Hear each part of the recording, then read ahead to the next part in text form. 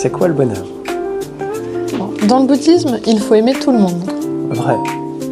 Vrai, en comprenant que l'amour, la bienveillance, la considération pour les autres vont toujours solutionner au bout du bout tous nos problèmes. On ne peut pas aimer tout le monde. Faux. Seulement certaines situations, avec certaines personnes, pour nous demander un petit peu plus de patience et d'énergie justement pour pacifier. Ouais. Et l'amour dans une relation amoureuse, parfois ça fait vraiment très mal. Vrai.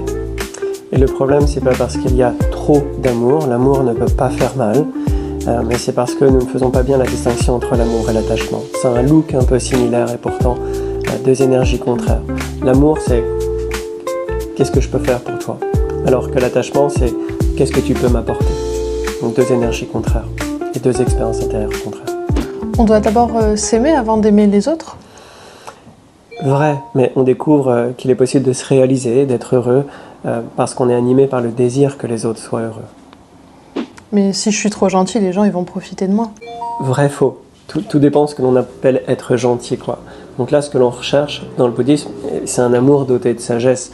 Et par moments, oui, ce bon cœur, accompagné avec de la sagesse, eh bien, va faire que l'on va dire non à l'autre et poser nos limites, un cadre à la relation. L'amour solutionne donc tous nos problèmes. Vrai. Mais pour que l'amour solutionne tous nos problèmes, on a besoin de sagesse. C'est-à-dire qu'on a besoin de comprendre quelle est l'attitude qui va être la plus habile pour nous-mêmes et pour l'autre. Par exemple, si j'ai une attitude d'amour, je donne à l'autre, mais que chez l'autre, ça fait naître qu'un esprit d'ingratitude, où la personne considère que tout ce que je fais pour elle, c'est un dû.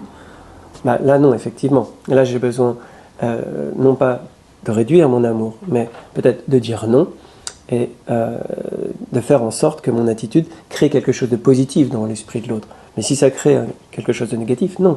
Donc là, j'ai pas besoin de ne plus aimer la personne, mais d'apprendre à faire différemment.